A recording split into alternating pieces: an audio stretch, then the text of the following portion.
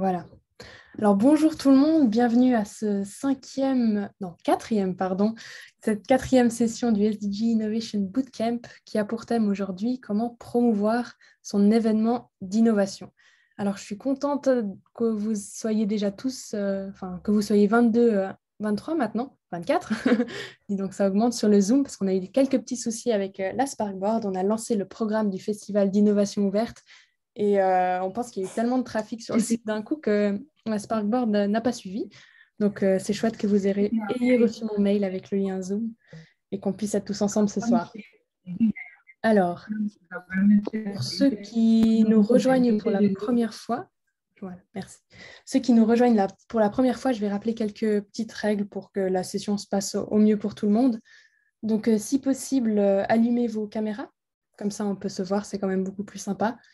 Mais il faut savoir que cette session est enregistrée et donc sera ensuite disponible sur la Sparkboard et sur YouTube. Donc, si vous ne voulez pas être affiché, il n'y a pas de souci. Vous pouvez éteindre votre caméra. Pendant qu'on présente les différentes informations, s'il vous plaît, éteignez votre micro. N'hésitez pas à lever la main si vous avez une question ou bien utilisez le chat pour la poser et Julia m'interrompra au moment stratégique pour me poser vos questions. Et essayons de garder les questions et les réponses courtes. Comme ça, on ne perdra pas de temps. Et si jamais une question qui revient toujours, oui, la présentation écrite est en anglais et nous, on présente tout en français.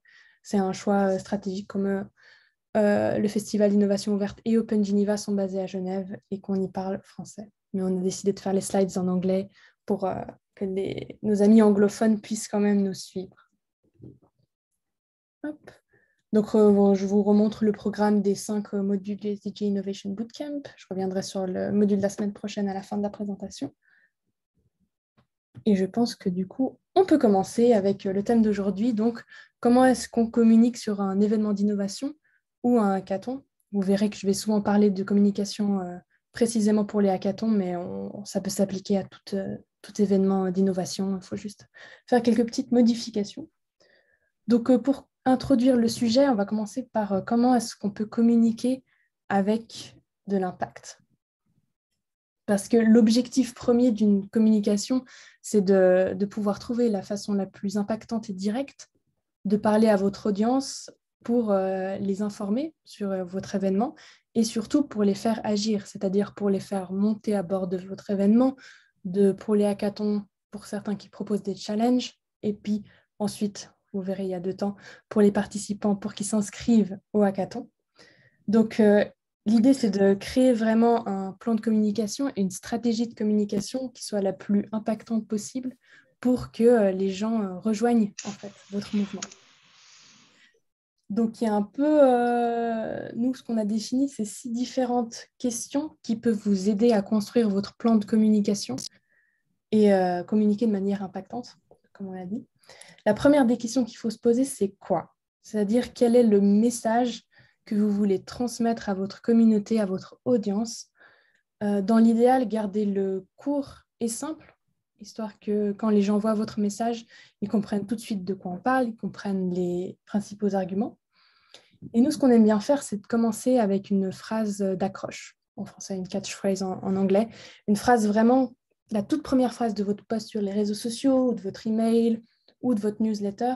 C'est une phrase qui doit être vraiment catchy, c'est-à-dire que quand les gens voient cette phrase, ils ont envie de lire la suite, ils ont envie de comprendre quel est votre événement, de s'intégrer dans cet événement et de s'inscrire. Donc ça peut être des phrases très courtes, on verra des exemples un peu plus loin, mais des phrases très courtes, très prenantes, qui donnent envie aux gens de lire la suite. La deuxième question qu'on peut se poser, c'est quand? C'est-à-dire que c'est important de définir une vraie timeline de communication. On ne peut pas communiquer à propos de toutes les informations en même temps ou à des moments au hasard, en fait. On verra plus tard, je vous montrerai un exemple de timeline pour les hackathons qu'on a défini avec Open Geneva. Donc, c'est vraiment important de décider quand est-ce que vous communiquez sur quel élément et de respecter un peu les deadlines que vous allez donner aux participants ou aux porteurs de projets. C'est-à-dire que si vous décidez, par exemple, que pour le hackathon, vous voulez avoir tous les challenges au 28 mars, il faut avoir communiqué bien en amont sur l'appel à projet pour que les gens aient le temps de proposer leur projet. Ensuite, la troisième question, c'est qui? Donc, à qui est-ce que vous parlez? Qui est votre audience? C'est important de bien la définir parce que vous n'allez pas parler de la même façon, par exemple, à une audience qui est faite de sportifs ou à une audience qui est faite de financiers ou de banquiers. Donc, nous, on a cet exemple avec Open Geneva, on organise 2 hackathons très différents, un sur la thématique du sport outdoor et un sur la finance durable. Et c'est des publics qui sont extrêmement différents, des audiences très différentes, et on va adapter à chaque fois le message et le ton en fonction de l'audience à qui on parle. Par exemple, pour le sport, peut-être qu'on va faire des choses un peu plus, je ne sais pas comment on dit, un peu plus entraînantes, un peu plus légères. Et puis peut-être pour la finance, des choses un peu plus professionnelles. Donc voilà, le message que j'essaie de vous faire passer, c'est vraiment adapter son message à son audience. Et bien connaître son audience, c'est aussi très important pour ça. Ensuite, la quatrième question, c'est où, c'est-à-dire quels médias vous allez choisir pour communiquer. Que ce soit les médias sociaux, la newsletter, l'email ou le kit média que je vous présenterai un peu plus tard. Chacun de ces lieux de communication a son propre public, a sa propre utilité. Donc, c'est important de définir sur quels médias vous allez communiquer. Ensuite, la question de pourquoi, c'est-à-dire pourquoi est-ce que vous communiquez, pourquoi est-ce que vous donnez ce message à ce moment-là. J'ai choisi cette question pour exprimer le fait d'intégrer un call to action, c'est-à-dire un moteur d'action en français, je ne sais pas si ça se dit vraiment, pour votre audience. On aime bien mettre dans nos messages à la fin, ou même au début, quelque chose que les participants, enfin que l'audience doit faire, c'est-à-dire soit s'inscrire à l'événement, soit proposer son projet, histoire que le message ait vraiment une utilité. Donc voilà, pour engager l'audience et les faire agir. Et s'ensuit la question du comment, c'est-à-dire si vous demandez à votre audience de faire une action, comment est-ce qu'ils vont la faire? Comment est-ce qu'ils vont pouvoir, par exemple, s'inscrire? Donc là, c'est important de toujours mettre des liens dans votre communication, des liens vers une plateforme d'inscription, des liens vers la Sparkboard si vous utilisez la Sparkboard. Donc voilà, ces 6 questions vont pouvoir vous permettre de construire votre plan de communication que vous pourrez ensuite suivre pour vos différentes communications. Donc un peu voilà pour l'introduction de comment communiquer au mieux sur votre événement d'innovation. Je ne sais pas s'il y a des questions à ce stade. Je n'en vois pas dans le chat, donc on va continuer. Hop. Donc voilà, quel est ce fameux plan de communication et cette timeline? Alors pour vous aider à communiquer, on vous a préparé un peu une sorte de grand calendrier des étapes de communication pour spécifiquement un hackathon, mais bien sûr que ça peut s'adapter à l'événement d'innovation. Donc voici un peu la frise du temps. On a 3 mois avant, 2 mois avant, 1 mois avant le hackathon et 2 semaines après. Et on vous a identifié 6 différentes étapes un peu obligatoires pour communiquer au mieux sur votre hackathon. Donc, 3 mois avant le hackathon, ou même avant en fonction de votre organisation, nous, ce qu'on aime bien faire, c'est de publier un save the date.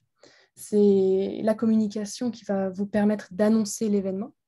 C'est la première communication que les gens vont voir à propos de votre hackathon ou de votre événement. Et en fait, il s'adresse un peu à tous vos publics, que ce soit les porteurs de challenge, les participants, les partenaires que vous voulez recruter, qui sont peut-être à ce moment-là à l'état de prospect.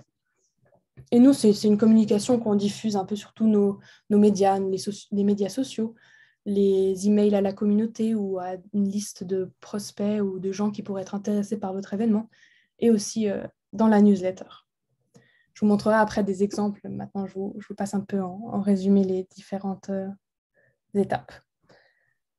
Après, 2 mois avant l'événement, arrive souvent le Call for Challenges, donc l'ouverture de l'appel à projet. Pour les hackathons, c'est ce moment-là où on va essayer de trouver des porteurs de projets qui veulent proposer des challenges impactants pour votre hackathon. Donc, l'objectif de cette étape de communication, c'est d'encourager les porteurs de projets potentiels à proposer leur challenge. Donc, si vous avez suivi le module 2, on encourage à ce que vous utilisiez la Sparkboard pour gérer un peu tout ça. Donc là, l'audience spécifique sera vraiment les porteurs de projets, ou dans le cas d'un événement, les managers d'event, les organisateurs d'événements. Donc, de nouveau, différents canaux possibles, les médias sociaux, un email à des prospects potentiels que vous avez déjà identifiés en amont. Par exemple, si je reprends l'exemple de notre hackathon sur le sport, on a fait une liste un peu des différentes organisations, entreprises, startups du monde du sport qui pourraient être intéressées et on leur a fait des mails directement pour leur proposer un challenge. Et de nouveau, la newsletter qui peut aussi être utilisée à ce moment-là. La newsletter, c'est un peu quand vous voulez pour toutes ces informations. Ensuite, une fois que vous avez réuni un peu tous vos challenges qui ont été validés, vient le moment de l'inscription des participants. Donc, à ce moment-là, l'objectif est de recruter les participants intéressés par votre hackathon pour les challenges, du coup. Et c'est là qu'on voit vraiment cette, entre guillemets, difficulté pour la communication des hackathons, c'est qu'on a deux moments très distincts avec deux cibles de communication très différentes et très distinctes. D'un côté, on a l'appel à projet, donc qui se dirige vraiment vers des profils très ciblés sur la thématique de votre hackathon ou de votre événement.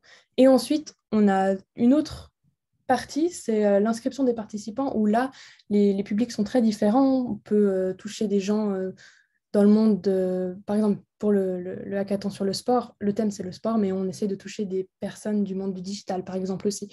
Donc des mondes très éloignés du thème du hackathon. Et donc c'est pour ça que c'est intéressant, ces modes de communication pour l'hackathon, c'est qu'on a vraiment ces deux ah, je ne sais pas qui c'est qui dessine sur mon PowerPoint, mais bon, ok. Ces deux moments de communication.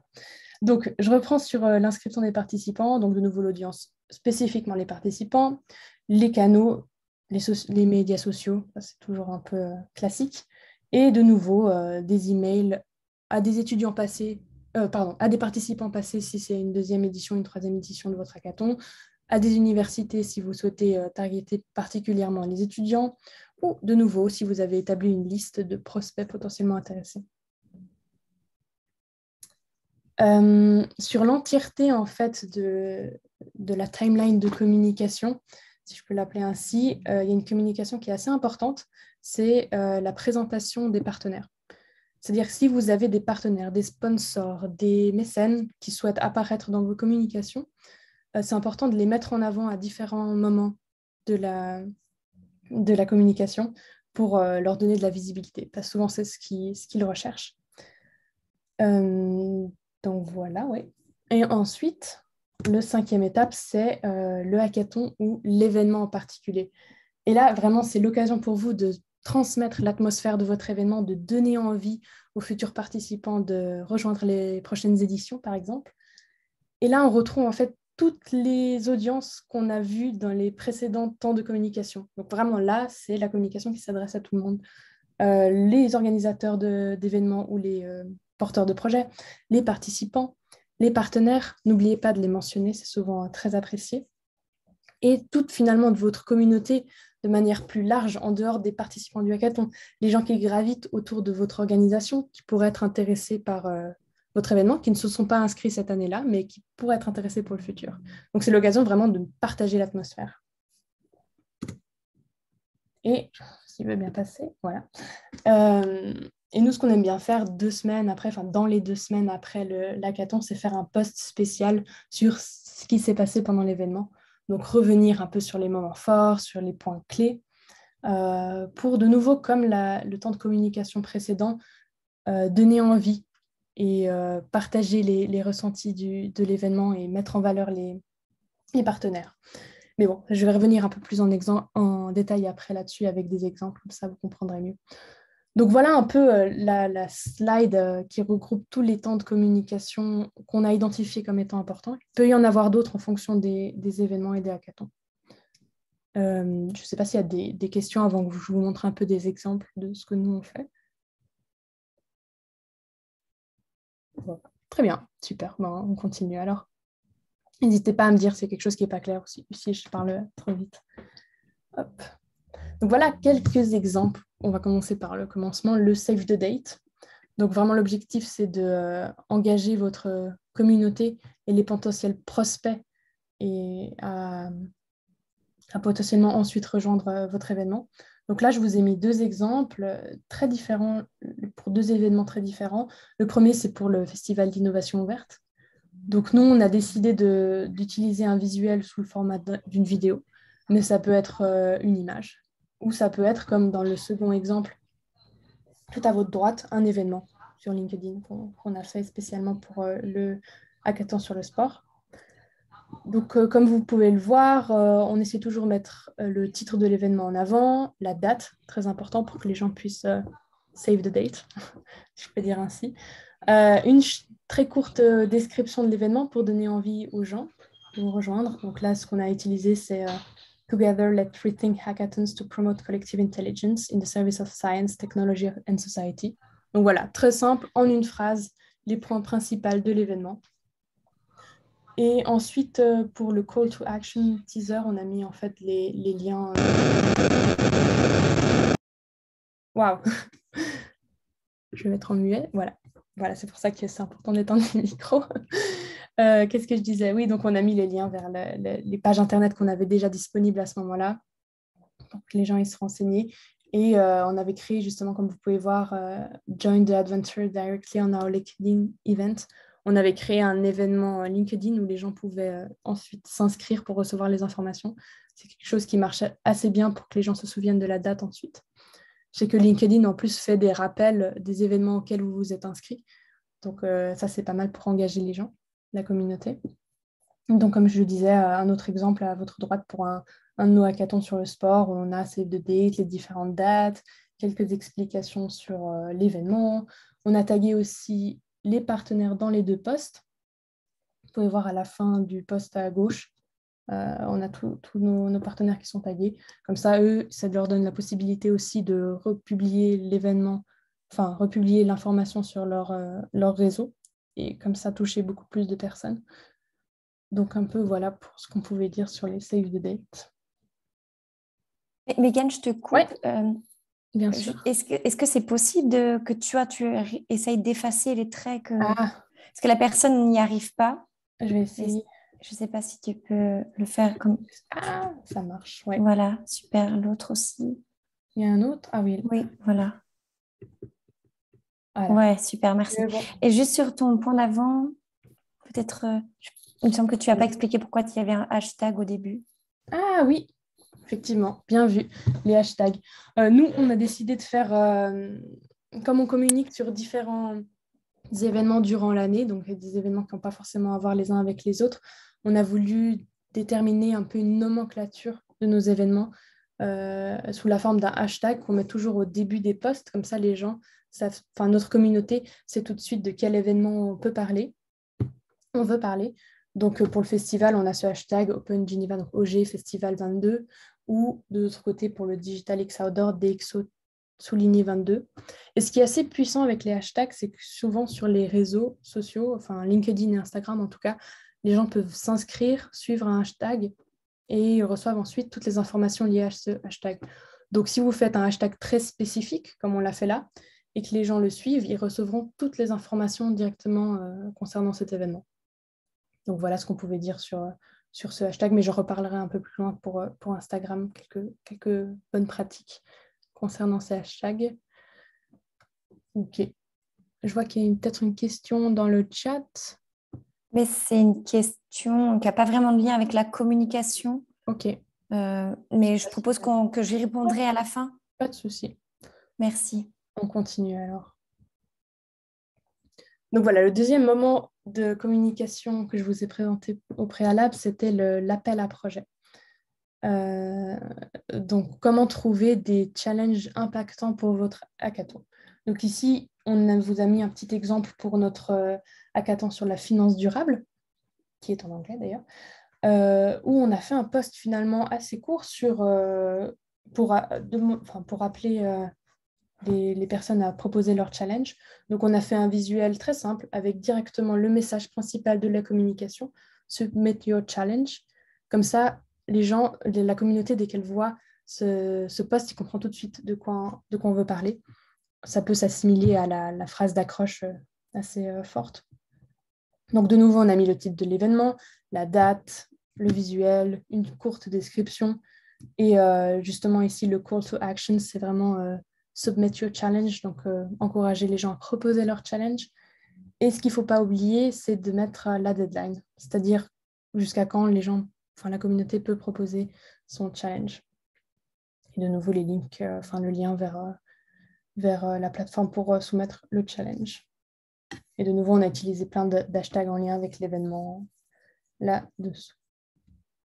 Je ne sais pas s'il y a des questions, sinon je continue. Hop. La troisième étape, c'est donc le recrutement des participants. Donc l'objectif est vraiment d'encourager les participants à s'inscrire à votre événement. Ici, de nouveau, l'exemple du Sustainable Finance Hack, où on a la catchphrase en grand, Register now, ça c'est clair, les gens comprennent tout de suite de quoi on veut parler. Et de nouveau, type de l'événement, date, visuel, courte description. Ici, on a mentionné le nombre de challenges, ce qui peut être un argument intéressant pour les participants. Et le call to action, s'inscrire et rejoindre une équipe avec le lien en description. Après, une des étapes très importantes, c'est la présentation des partenaires. Mettez en avant les partenaires de votre événement, vos sponsors, parce que ce qu'ils veulent en principe, souvent, s'il y a des gens qui ont des partenaires qui ont des souhaits un peu différents, c'est souvent ce qu'ils souhaitent, c'est de la visibilité. Donc, les mettre en avant sur vos réseaux sociaux, c'est une façon assez simple de leur offrir cette visibilité. Donc, nous, ce qu'on fait, c'est on fait différentes campagnes de communication où on met en avant à chaque fois un sponsor unique avec un petit texte. Donc là, vous pouvez voir en haut à droite notre post pour la CCIG. Ce qu'on fait aussi, c'est qu'on tag toujours tous nos partenaires dans nos communications. Ça leur permet de pouvoir repartager les communications s'ils le souhaitent et d'être mis en avant. Et on les fait aussi apparaître sur la Sparkboard ou notre site internet, souvent tout en bas. Donc vraiment, mettez-les en avant le plus possible en fonction de leurs demandes aussi. Voilà. Et ensuite, on a la partie hackathon ou événement. Donc l'objectif, c'est vraiment de montrer l'atmosphère, faire que la communauté, les futurs prospects veulent faire partie de cet événement dans les prochaines éditions, de créer aussi un sens de communauté parmi les participants. Ce qui peut être intéressant pour vous et assez facile pour générer plus de communication, c'est de les encourager finalement à reposter vos communications directement dans leur réseau. Ça vous permettra de toucher leur réseau à eux et ainsi plus de personnes. Et ça augmente aussi votre crédibilité et votre impact. Parce que si un participant partage l'événement sur LinkedIn, partage son expérience, les gens qui sont proches de lui vont le envie de dire vont le croire plus facilement, mais vont lui donner plus de crédibilité parce que c'est sa propre expérience à lui en tant que participant et pas les communications de l'organisateur. Donc, je vais vous montrer un petit exemple d'une des communications qu'on avait fait sur Instagram pendant le hackathon sur la finance, où on a essayé vraiment de montrer les différents moments du hackathon pour donner une vue d'ensemble globale de ce qui s'y passait. Donc ça commence, c'est très court, hein, mais ça commence par un des moments le soir du hackathon où les participants se détendaient, prenaient du bon temps ensemble en jouant à des jeux qu'on avait installés, des jeux vidéo. Et vous allez voir ensuite la suite. Ouais, c'était très court. Ensuite, on voit les équipes qui travaillent intensément sur le sujet du hackathon. La session des cross-pitch.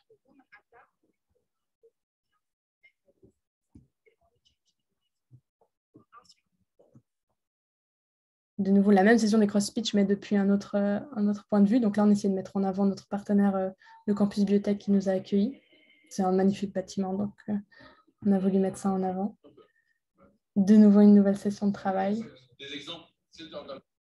Et comme vous voyez, on a toujours essayé, ici en bas par exemple, on ne voit pas très bien, mais de taguer en fait tous nos partenaires. Ici, on les voit aussi en bas. Comme ça leur permettait de republier notre communication et de les mettre en avant, bien sûr. Donc ça, c'est une façon assez simple de montrer l'atmosphère de votre événement. Et à droite, on a un des posts LinkedIn d'un des participants qui a mis les photos de l'événement avec une petite légende et on l'a repartagé directement sur notre LinkedIn Ça nous fait de la communication impactante, en fait.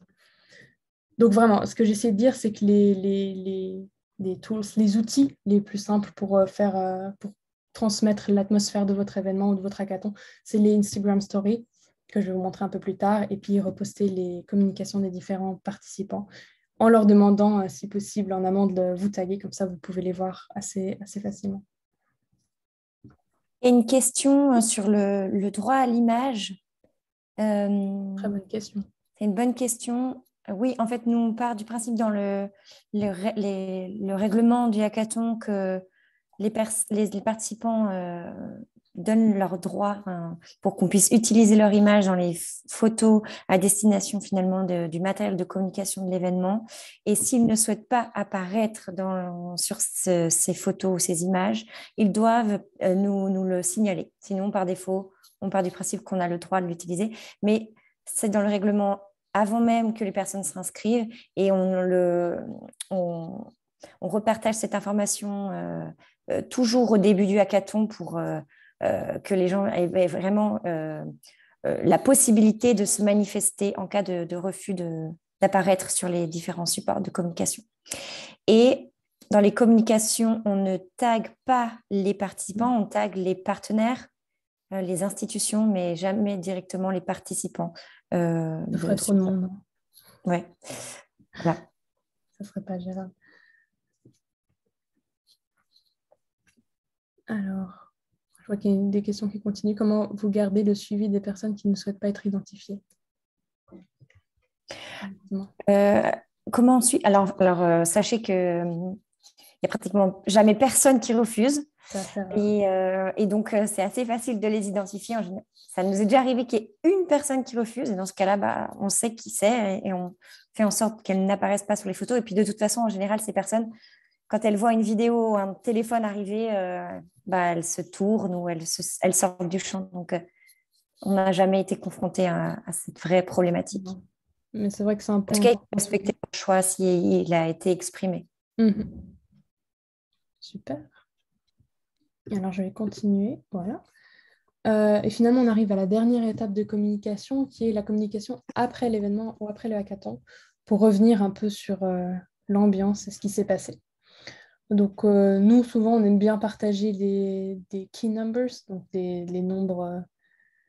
Chiffres clés. Les chiffres clés, merci. Pas facile d'avoir les slides en anglais et de parler en français, mais les chiffres clés exactement du hackathon et peut-être une ou deux anecdotes de moments importants ou marrants qui se sont passés.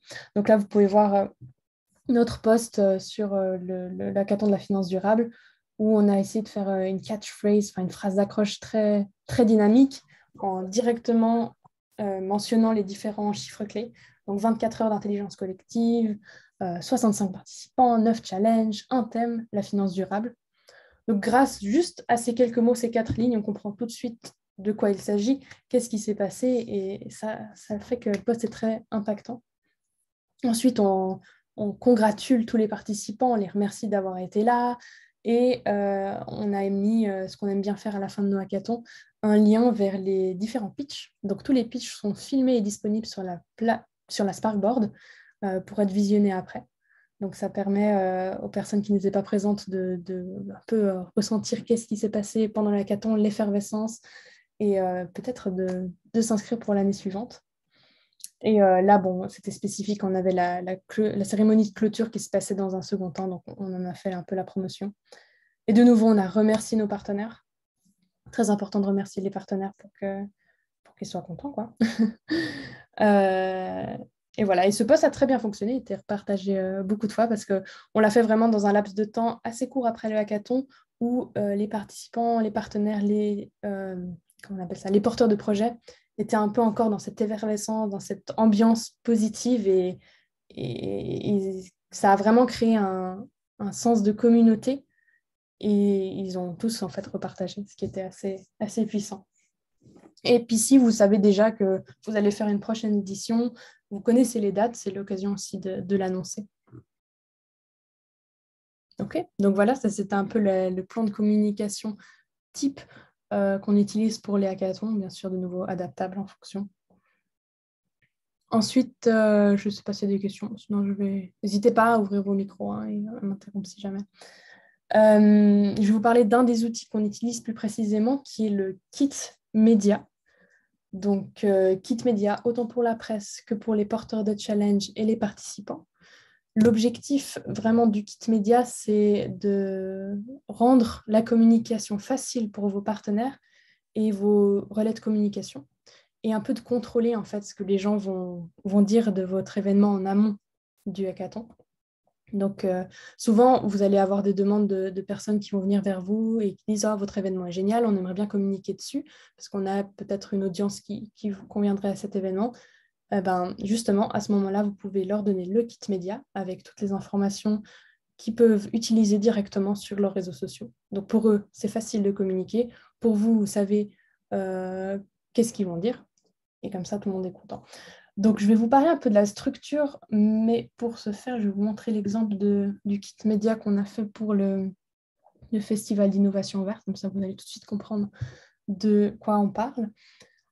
Donc, nous, on a une structure assez définie, mais il n'y a pas de structure juste ou structure fausse. Chacun l'adapte en fonction de son événement et de ses besoins.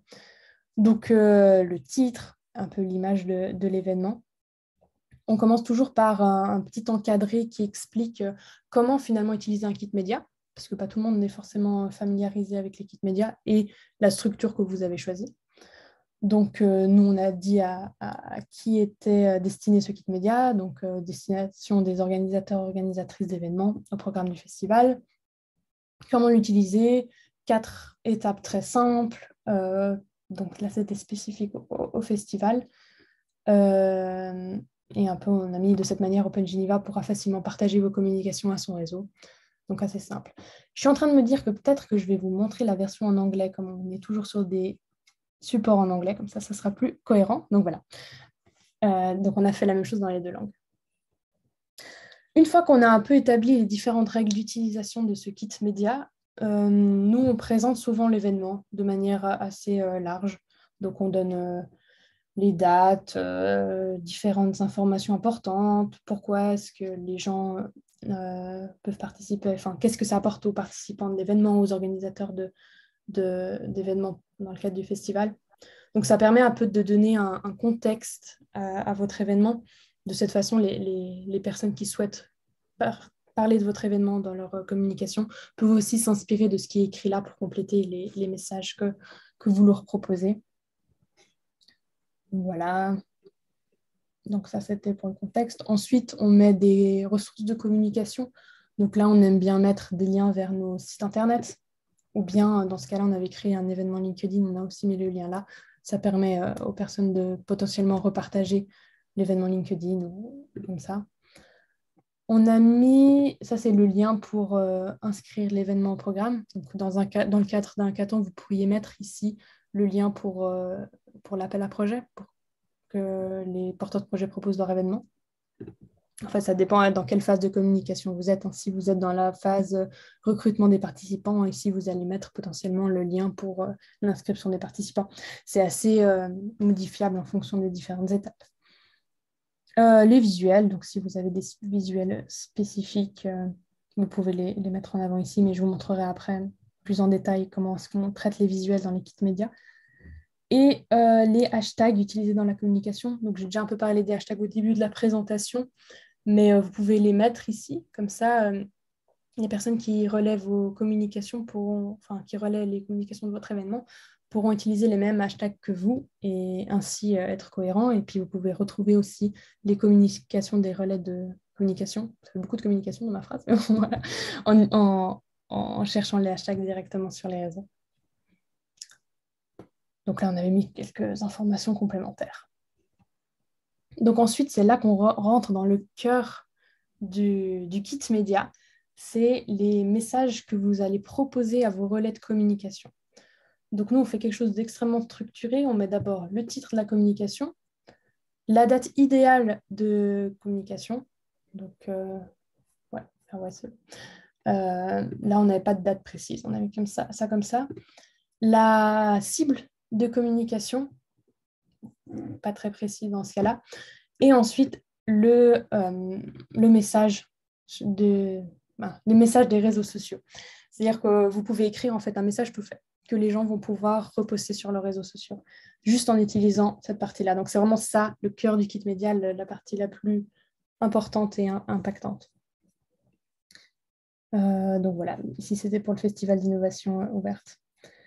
Et le dernier point qu'on met, donc, ouais, on a fait des messages en fonction des différents réseaux, de nouveau, parce que les audiences ne sont pas les mêmes et les formats souvent ne sont pas les mêmes. Par exemple, sur Instagram, vous ne pouvez pas mettre les liens dans le texte, contrairement à LinkedIn. Donc, c'est pour ça qu'on a fait différents messages en fonction des réseaux. Et, il n'est pas là. Souvent, on met aussi, bon, ici, avec une seule communication, donc on n'avait pas besoin, mais on met visuel et le lien vers un visuel précis pour la communication. Donc, comme ça, les personnes qui veulent relayer votre communication ont à la fois le message et le visuel. Et les visuels, nous, on a des dossiers. On fait tout ça sur les drives Google. Bon, voilà. Je ne vais pas vous montrer le drive. Bon, je ne l'ai pas ouvert au préalable. Mais en fait, on met tout, en fait, les supports visuels de communication dans un même Google Drive. On met le lien dans le kit média ici. Comme ça, tout le monde peut les retrouver après.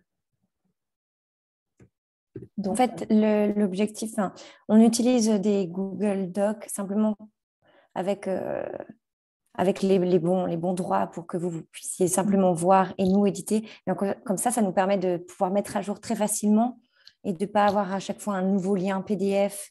C'est quelque chose qui est très facilement mis à jour. Je ne sais pas comment on dit. Mettable à jour. Bon, voilà, vous nous avez compris. Et du coup, ça vous permet d'avancer et de proposer des communications qui avancent en fonction du déroulé de votre événement.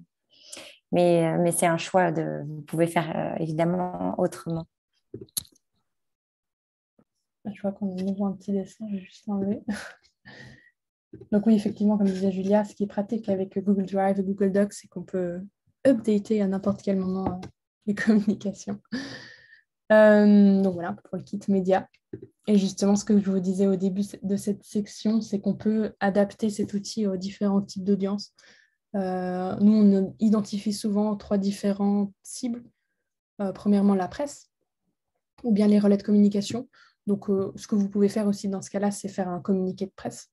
On ne va pas aborder ce sujet maintenant, mais c'est une sorte de kit média en plus condensé pour la presse. On a les porteurs de projets pour les hackathons, pour les aider à communiquer avec leur audience à propos de leur participation à l'événement et puis de recruter des potentiels participants au challenge. Et dans un troisième temps, on a aussi les participants pour les aider à s'intégrer dans l'événement au mieux. C'est-à-dire que souvent, on a des gens qui aiment bien dire sur LinkedIn « je participe à tel ou tel événement, rejoignez-nous ». Ça permet aussi de toucher une plus grande audience.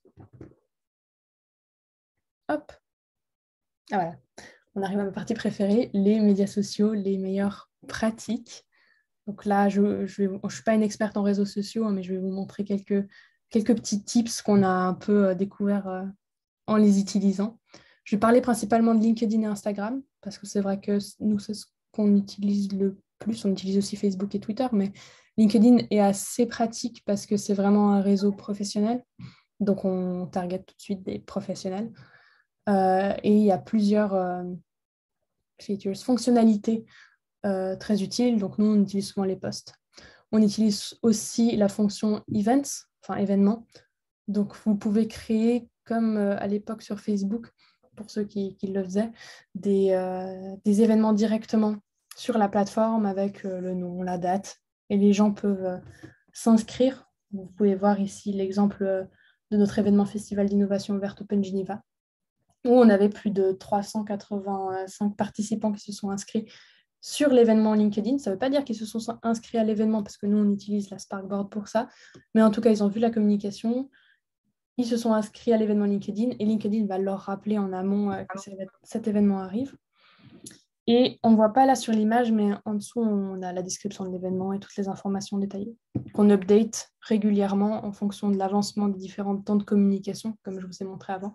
Comme ça, les personnes peuvent directement se référer à cet endroit cet endroit de communication, je ne sais pas si ça se dit, à cet endroit pour avoir les informations à jour. Et on met toujours le lien vers le site internet aussi. Vous pouvez aussi utiliser sur LinkedIn les contenus sponsorisés. Ça vous permet d'établir de définir une audience cible et d'avoir des posts qui vont tourner auprès de ces personnes, des personnes qui ne sont pas forcément dans votre réseau, mais qui correspondent à la cible de communication. Mais ça, c'est un aspect payant de LinkedIn. On ne l'utilise pas souvent.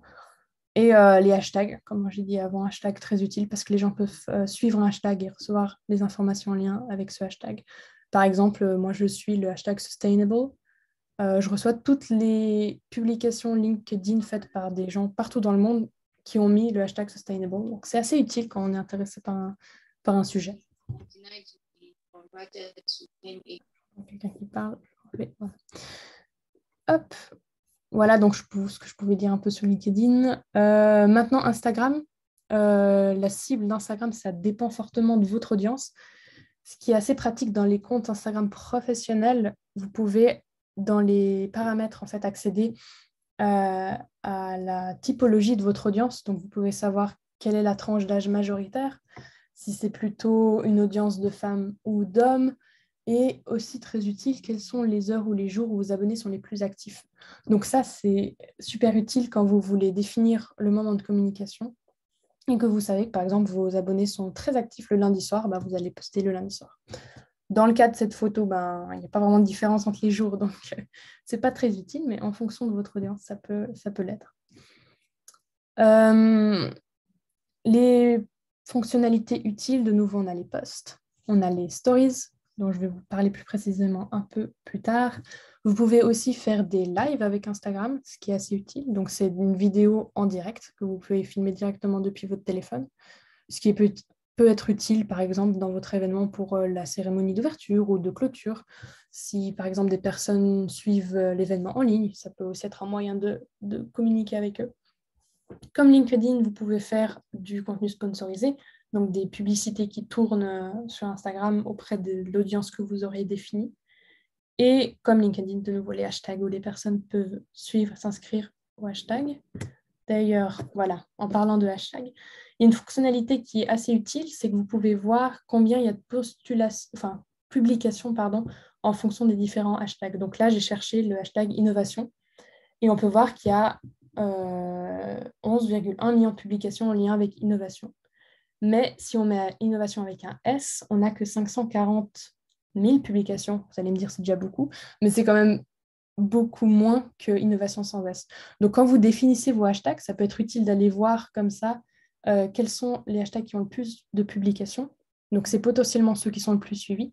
Ce n'est pas forcément corrélé, mais dans le cas d'innovation, par exemple, j'utiliserai plus innovation sans S parce que ça a l'air d'être un hashtag plus utilisé. Donc, n'hésitez pas à aller chercher. Et si vous voulez créer comme nous un peu une nomenclature de votre événement et que vous cherchez un hashtag unique qui se réfère que à votre événement, vous pouvez le chercher directement là pour savoir s'il existe déjà et si d'autres personnes l'utilisent. Et oui, en bas, là, donc j'avais mis l'exemple de s'abonner. Donc, on peut s'abonner à des hashtags sur Instagram, ce qui peut être utile. Malheureusement, on ne peut pas voir qui est abonné au hashtag. Ça aurait pu être quand même utile aussi. Alors, ensuite, voilà, les stories Instagram.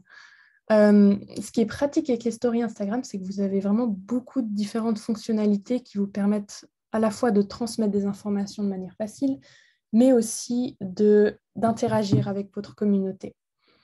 Donc, à gauche, vous voyez une story au moment où vous la personnalisez. En haut, vous avez les différentes fonctionnalités. Donc, vous pouvez ajouter du texte, ajouter des effets.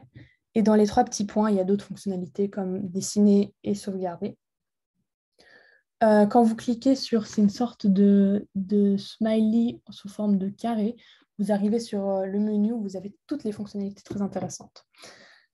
Donc, en premier, il y a la position, ce qui permet d'indiquer la position de votre événement, par exemple.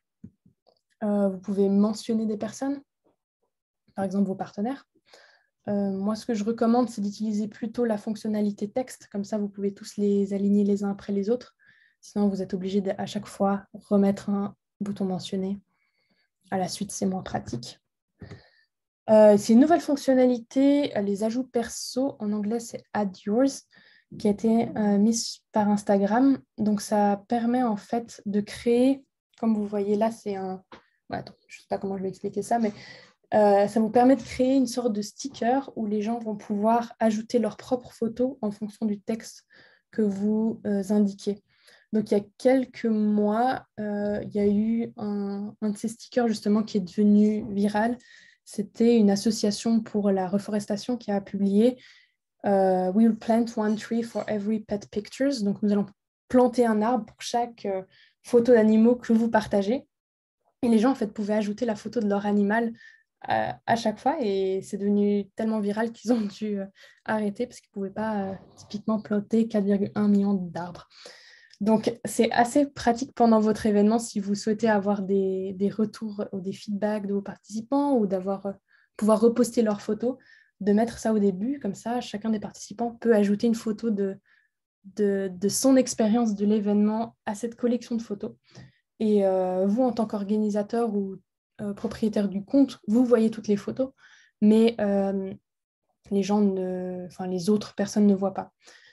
Mais par exemple, si moi je suis une participante, que j'ajoute ma photo dans cette collection de photos, ça va me faire automatiquement une story avec la photo que j'ai postée. Et ça va encourager en fait les autres à poster des photos. Donc ça peut être un outil assez intéressant à utiliser. Vous avez l'option de questions, c'est-à-dire que vous pouvez poser une question et les gens peuvent répondre assez facilement, ce qui est particulièrement pratique pour les FAQ. Donc, nous, on aime bien faire poser vos questions sur le hackathon tel ou tel, et les gens posent leurs questions, et après, on peut leur répondre via la story directement. Vous pouvez ajouter des GIFs, il faut des GIFs. C'est donc des petites images animées, c'est assez sympathique. Ensuite, sur la troisième ligne, il y a différents outils qui vous permettent d'interagir avec votre communauté.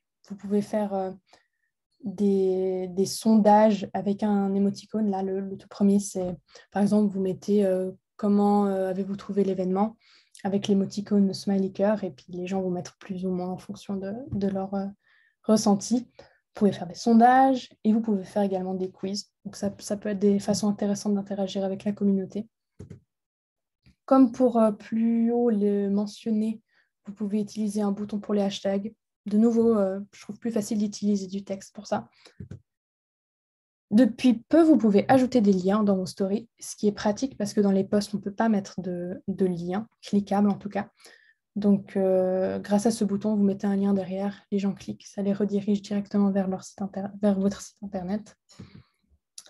Et une autre fonctionnalité que j'aime bien, c'est le compte à rebours. Donc, vous pouvez par exemple dire J-7 avant le hackathon.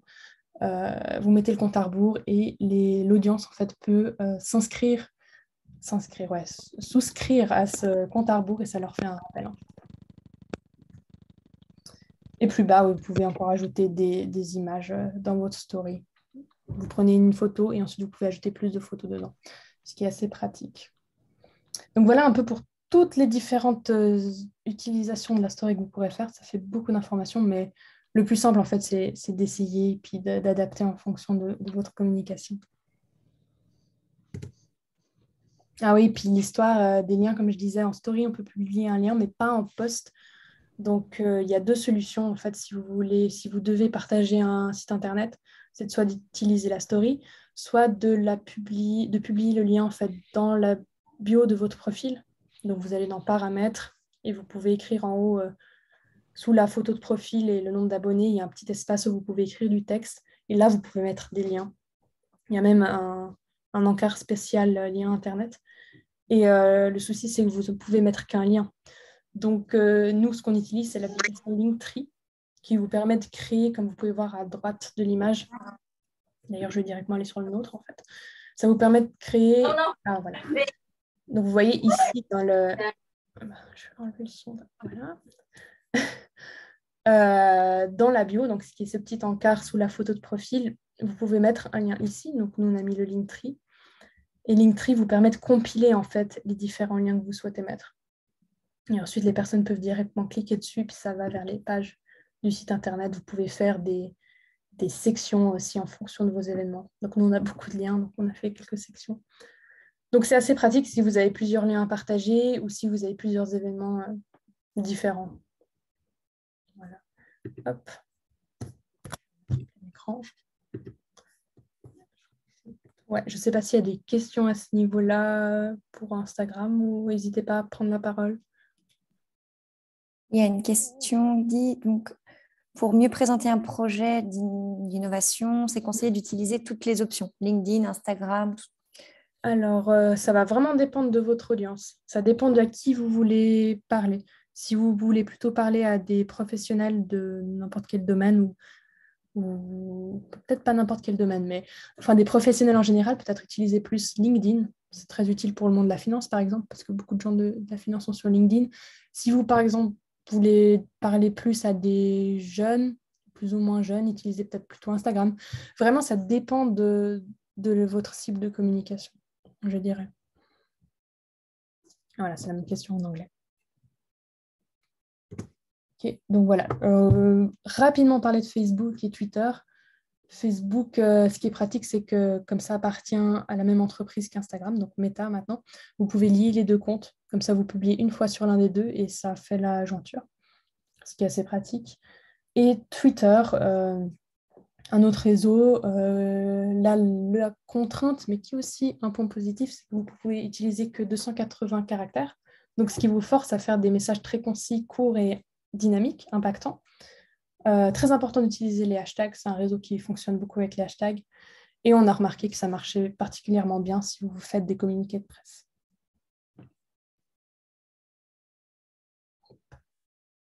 Voilà, on arrive gentiment à la fin. Une des dernières informations que je voulais vous partager, c'est comment créer des visuels impactants. Parce que c'est vrai que souvent, on a plein de messages à partager et on n'a pas forcément les compétences en graphisme ou les outils tels que Photoshop qui sont payants pour faire des visuels impactants.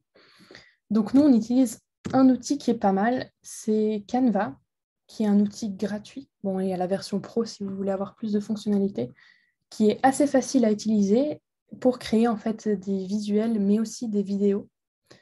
Donc, ce qui est bien, c'est qu'il y a déjà des modèles préfaits si vous n'avez pas envie de prendre la tête à créer de toutes pièces un visuel. Je vais directement aller dessus, comme ça vous verrez un peu plus précisément. C'est plus parlant si je fais comme ça. Donc là, on arrive directement sur la page des modèles. Comme vous pouvez voir, on a déjà les différents formats. Publication Instagram, publication Facebook, affiches, flyers, CV. Vraiment plein de modèles très différents des uns des autres. Donc voilà, vous pouvez aussi créer un design directement tout. Waouh, pourquoi il s'affiche comme ça? Je ne sais pas. Dommage. Vous pouvez créer un design directement sans modèle en fonction du format que vous souhaitez.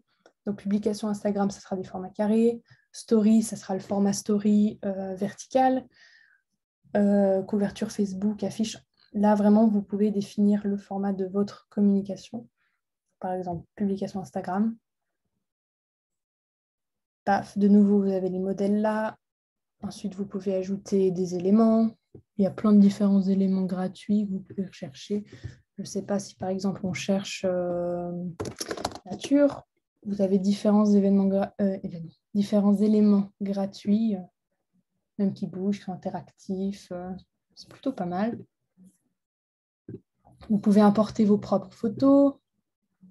Vous pouvez aussi utiliser des photos de la banque de données Canva. Donc, c'est souvent des photos qui sont libres de droit. Il y a des photos qui sont payantes aussi, mais là, on ne voit pas. Si je reprends le même exemple. Voilà. Vous avez besoin d'une photo de nature, vous n'avez pas de photo de nature, ben voilà, vous en avez une gratuitement à disposition. Vous pouvez ajouter du texte. Et de nouveau, il y a des modèles de texte. Ah non, ça c'est payant, c'est pas mal. Donc, vous voyez, quand il y a des petites couronnes, c'est que c'est payant. Mais je vais bien en prendre un qui. Voilà, vous avez vraiment des modèles de texte déjà tout fait. Bon, changez le texte, mais vous avez au moins la taille et puis la font, je ne sais plus comment on dit en français. Voilà, je sais pas. La typographie. La typographie, merci. La police. La police, là, voilà, c'est ça, Ouais, la police plutôt. d'écriture. Vous pouvez mettre des arrière-plans. Enfin, vraiment, les fonctionnalités sont assez étendues. Vous pouvez lier différents types d'applications. Nous, on a lié YouTube. Ensuite, il vous suffit de chercher une vidéo qui est disponible sur YouTube. Par exemple, nous, on a mis l'annonce du programme Open du festival. Et s'il veut bien, il la met directement dans la communication, dans le visuel, ce qui est assez pratique. Donc ensuite, il vous suffit de télécharger votre visuel. Et de nouveau, ce qui est pratique avec Canva, c'est que vous avez les différents formats à disposition, PNG, JPEG, PDF, vidéo, GIF. Donc c'est assez étendu comme utilisation. Donc voilà, en 2 mots, le Canva. Ah oui, une fonctionnalité intéressante, c'est qu'on peut travailler à plusieurs dessus. C'est un outil qui est assez collaboratif. Il vous suffit de partager et puis vous pouvez choisir la personne avec qui vous voulez travailler là-dessus. Par exemple, Julia, tu n'apparais pas, dommage. Mais bon, j'aurais pu ajouter Julia pour qu'elle travaille avec moi sur ce visuel et on peut travailler en même temps.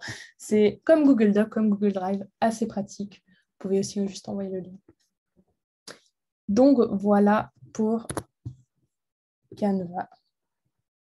Je crois qu'on arrive à la fin. Ah oui, on est déjà arrivé à la fin. Donc, c'est le moment pour poser vos questions si vous en avez. N'hésitez pas, à disposition.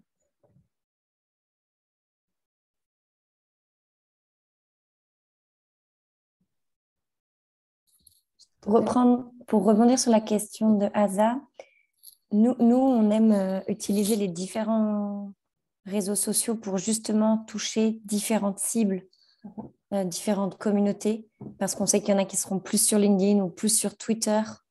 Donc, le fait de démultiplier à chaque fois en adaptant le message en fonction des caractéristiques de chaque réseau social, ça nous permet de multiplier les canaux de communication et donc de recruter aussi des cibles de participants variés.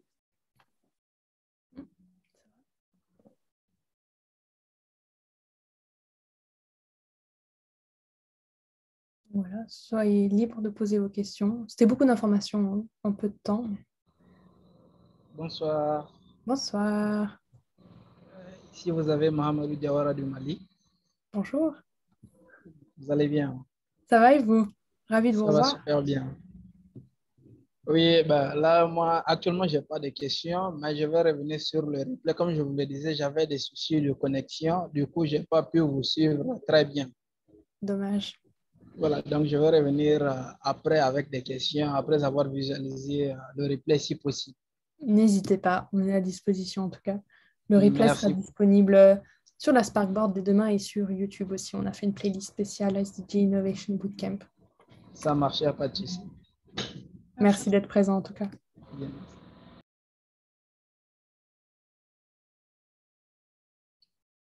Mais comme Mahamadou, si vous avez des questions plus tard, n'hésitez pas à nous contacter directement. Bon. Sinon, il y avait une question du coup de Amoktak. Je ne sais pas si vous êtes encore là.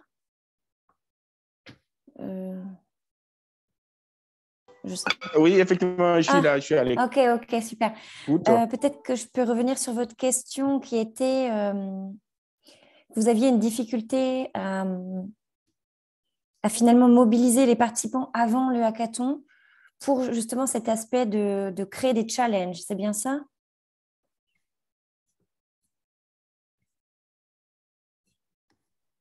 Bon, pas exactement. En fait, on avait fait le hackathon et le jour du hackathon, on était répartis en groupe pour pouvoir mettre en place une idée de projet à soumettre pour participer à une autre activité devant. Mais il s'est avéré que c'était difficile parce qu'on était nombreux et le temps qui était imparti était vraiment peu. Donc, je me demande si on peut en amont peut-être organiser déjà les groupes et leur dire de travailler sur une idée de projet qu'ils vont soumettre le jour du hackathon. Alors, en effet, ça dépend peut-être du modèle de hackathon. Nous, on préconise que le jour du hackathon, on ait défini les challenges et que ce soit vraiment un moment de co-création pour trouver une solution à ce challenge. Donc, finalement, votre point, c'est plus sur comment on trouve un bon challenge. Et en effet, ça, c'est une phase qui est au préalable. Donc, c'est pas quelque chose qu'on organise forcément, mais des choses très concrètes que l'on fait, c'est on utilise des outils collaboratifs type Slack qu'on ouvre un petit peu avant le hackathon pour créer cet espace de discussion pour les équipes qui permet en fait aux participants une semaine avant le hackathon d'échanger, de s'échanger aussi des documents et puis peut-être de s'accorder sur un challenge ou une orientation pour la réflexion le jour du hackathon. Donc, c'est ce qu'on fait en fait. Voilà, on met à disposition cet espace de travail et d'échange en amont du hackathon, mais dans un temps assez court avant le hackathon. Et comme ça, le jour du hackathon, normalement, les participants, les équipes sont formés et savent sur quel sujet réfléchir et solutionner. D'accord, merci beaucoup. Merci. De rien.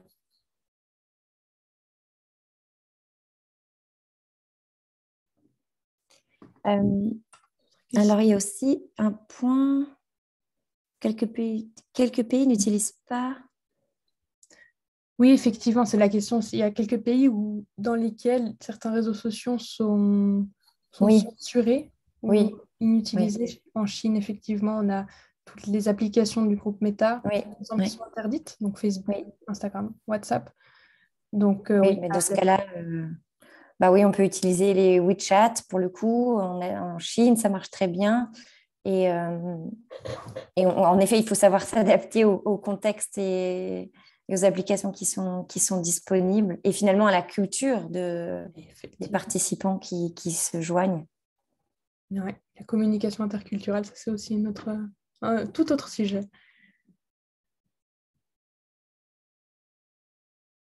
N'hésitez pas si vous avez encore des questions. Sinon, je vais gentiment passer à la suite. Vous pouvez toujours poser les questions dans le chat ou débloquer votre micro. On n'a pas tout de suite fini. Là, c'est encore quelques informations.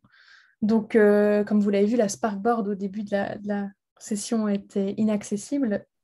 Peut-être que c'est parce qu'on a lancé le programme du Festival d'Innovation Ouverte juste avant, ce soir à 17h. Donc, n'hésitez pas, dès que la plateforme fonctionnera, à aller... Elle fonctionne, ça y est. Elle fonctionne? Ah, yes. Trop bien.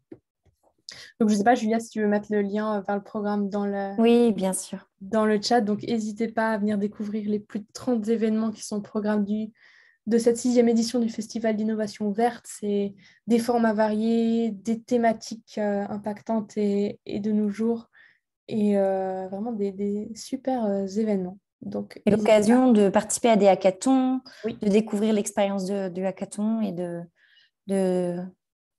prendre part dans des équipes, sur des challenges, sur des thématiques qui vous intéressent. Tant d'innovation sociale, sociétale, développement durable, santé. Il y en a vraiment pour tous les goûts. Exactement. Et en ligne et en présentiel ou en hybride. Vraiment, on a de tout.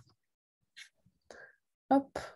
Donc voilà, et c'est l'occasion pour moi de vous annoncer le dernier et le 5e et le dernier module du SDG Innovation Bootcamp qui aura lieu du coup la semaine prochaine, le 3 mars, de nouveau en ligne. Maintenant, vous connaissez l'histoire. Donc, ça sera sur comprendre la motivation des participants au hackathon. Donc, pourquoi est-ce que la communauté ou des personnes participent à des hackathons? Quelles sont leurs motivations? Donc, on vous partagera l'étude scientifique menée par l'Université de Genève à ce sujet. Donc, on se réjouit de vous retrouver la semaine prochaine pour ce module. Et de nouveau, comme on a parlé de réseaux sociaux, je vous encourage à nous suivre sur nos réseaux sociaux. Donc, LinkedIn, Twitter, Facebook, Instagram, c'est à chaque fois Open Geneva, assez simple à nous retrouver. Comme ça, vous obtiendrez toutes les informations sur nos actualités, sur les prochains événements que nous allons mener. On a aussi une newsletter. Je peux vous mettre le lien dans le chat. N'hésitez pas à vous inscrire pour recevoir toutes les informations. Hop. Donc voilà, on est arrivé au terme de cette présentation. Je vous remercie tous de l'avoir suivi, puis on espère vous retrouver la semaine prochaine. N'hésitez pas, hein, si vous avez encore des questions, c'est le dernier moment. Sinon, je vous souhaite une bonne soirée et on se retrouve jeudi prochain. Merci, à la semaine prochaine. Merci beaucoup. Merci. Merci. Thank you. Bye. Bye bye. Thank you so much. Bye bye.